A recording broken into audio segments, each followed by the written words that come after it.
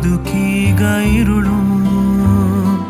ಮರೆಯಾಯ್ತು ಮುಗುಳು, ಬಿಗಿಯಾಯ್ತು ಕೊರಳು, ದೂರಾಯ್ತು ಸಂತೈಸೋ ಹೆಗಲು.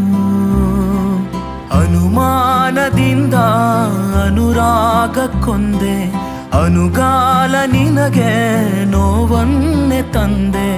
ಮಾತಿಂದ ಒಡೆದೋಯ್ತು ಮನಸ್ಸೇ, ದಯಮಾಡಿ ನನ್ನನ್ನು ಕ್ಷಮಿಸೆ. ಬೆಸೆದಂಥ ಬೆರಳು, ಜೊತೆ ಇದ್ದ ನೆರಳು, ದೂರಾಗಿ ಬದುಕೀಗ ಇರುಳು.